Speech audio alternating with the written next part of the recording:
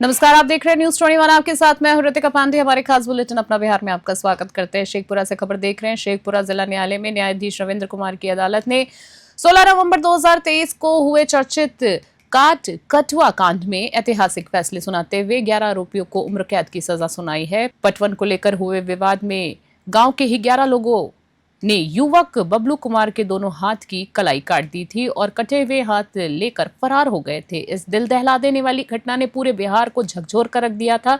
लोक अभियोजक तसीमुद्दीन के अनुसार दोषियों को न सिर्फ उम्र कैद की सजा दी गई है, बल्कि प्रत्येक पर 50-50 हजार रुपए का जुर्माना भी लगाया गया है। कोर्ट ने जुर्माने की राशि पीड़ित को देने का निर्देश दिया है, क्योंकि बबलू ही अपने परिवार का इकलौता कमाने वाला सदस्य था। फैसले के बाद सभी दोषियों को कड़ी सुरक्षा के बीच मंडल कारा भेज दिया गया है। कोर्ट के इस फैसले से पीड़ित परिवार को इंसाफ की उम्मीद मिली है। शेखपुरा से रंजन कुमार की खास रिपोर्ट। बबलू यादव अपने खेत का पटवन कर रहे थे। इसी बीच जो है सो ये 11 अभियुक्त जो है उनका जो है बारी बारी से जो है हाथ काट लिए जी। ये घटना कारे गांव की 16 नवंबर 2023 की है जी। और इसी में 11 बदमाशों ने घटना को अंजाम दिया है।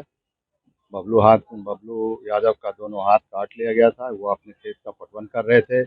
हम कारे थाना जिला शेखपुरा जी। सजा जो है सो 147, 148, 323, 324, 149 से आईपीसी के तहत हुआ है, जिसमें 147 में 1 वर्ष, 148 में 2 वर्ष, 323 में 6 माह जी, और 326 में आजीवन कारावास, 326/149 में आजीवन कारावास और 50,000 रुपया का जुर्माना भी हुआ है। नहीं देने पर 6 महीने का और कारा मतलब कि जेल काटना होगा।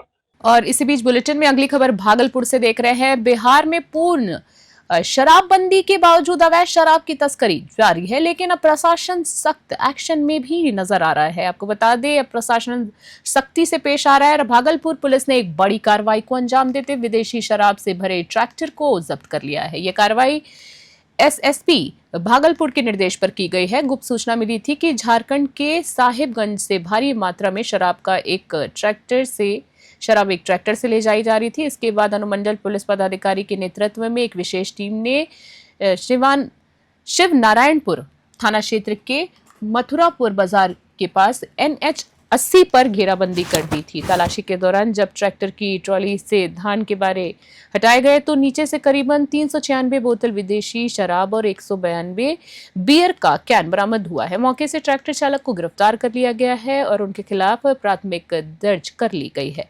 भागलपुर से राहिल सिद्दीकी की खास रिपोर्ट।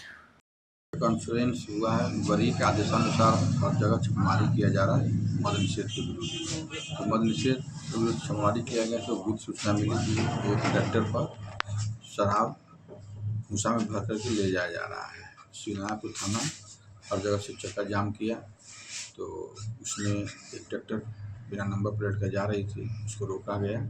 रोकने के बाद उसमें चेक जब किया गया तो उसमें भूसा था और बीच में दारू की पेटी रखी हुई थी। भागलपुर से खबर देख रहे हैं। आपको बता दें, नवगछिया के रंगरा थाना क्षेत्र के कौशिकीपुर दियारा इलाके में एक बुजुर्ग पशुपालक की हत्या से सनसनी फैल गई है। 64 वर्षीय मुक्ति शाह रोज की तरह अपनी गाय भैंस के बथान में सोने गए थे, तभी अज्ञात बदमाशों ने उनकी गोली मारकर हत्या कर दी है। गोली उनके कंधे के ऊपर लगी, जिससे वो गंभीर रूप से घायल हो गए हैं।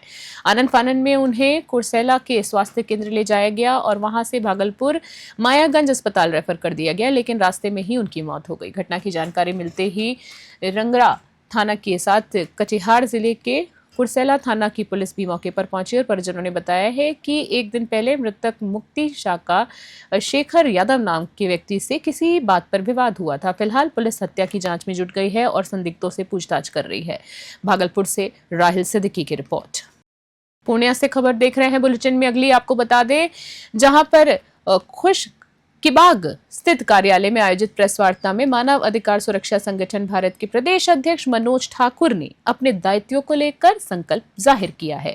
उन्होंने कहा है कि संगठन न सिर्फ आम जन की समस्याओं को शासन प्रशासन तक पहुंचाएगा, बल्कि भ्रष्टाचार के खिलाफ भी निर्णायक भूमिका निभाएगा। मनोज ठाकुर ने यह भी कहा है कि संगठन को प्रदेश स्तर पर मजबूती देने के लिए नई टीम तैयार की जा रही है, जो जमीनी स्तर पर काम करेगी।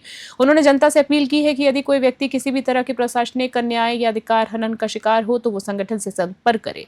कार्यक्रम में दर्जनों कार्यकर्ता और स्थानीय नागरिक मौजूद रहे। पूर्णिया से विनीत राज की रिपोर्ट। सबके विरोध मानवाधिकार लड़ाई लड़ेंगे। आपने जैसे कहा कि हम भ्रष्टाचार के विरोध में लड़ेंगे, बिल्कुल लड़ेंगे, लोगों को न्याय दिलाएंगे। बिल्कुल। तो भ्रष्टाचार फैलाने वाले तो पदाधिकारी होते हैं। कोई पदाधिकारी बचेंगे नहीं। जो भ्रष्टाचार से लिप्त है उसका पर्दाफाश होगा और कानून का राज है, यह कानून से समझाया जाएगा उसको। क्या जनता उम्मीद करे आपसे कि जो अभी खास कर सबसे ज्यादा यदि भ्रष्टाचार है तो वो प्रखंड कार्यालय, अंचल कार्यालय में है?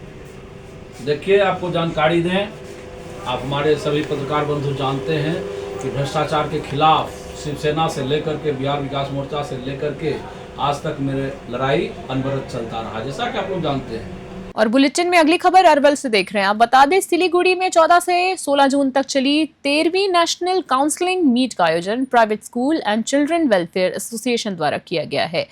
कार्यक्रम में मुख्य अतिथि IPS विकास वैभव, कटिहार सांसद तारिफ अनवर और संगठन के राष्ट्रीय अध्यक्ष सैयद समाइल अहमद मौजूद रहे हैं। सम्मेलन में skill training for pre school education पर विस्तृत चर्चा हुई है, जिसमें शिक्षकों को तकनीकी तरीके से बच्चों को पढ़ाने का प्रशिक्षण दिया गया और उन्हें प्रमाण पत्र भी प्रदान किए गए हैं। अरवल जिले के जिला अध्यक्ष कुशवाहा चंदन, RDS विद्यालय के निदेशक अमरीश कश्यप और वाइस प्रिंसिपल पूजा कश्यप को सम्मानित किया गया। इस मौके पर कुशवाहा चंदन ने कहा है कि शिक्षा के स्तर को सुधारना और ग्रामीण शिक्षा को नई दिशा देना ही इस सम्मेलन का मुख्य उद्देश्य है। अरवल से रंजन कुमार की खास रिपोर्ट। और अभी के हमारे स्पेशल बुलेटिन में फिलहाल के लिए इतना ही। इस तरह की ताजा तमाम अपडेट्स के लिए देखते रहो और बने रहे हमारे साथ। नमस्कार।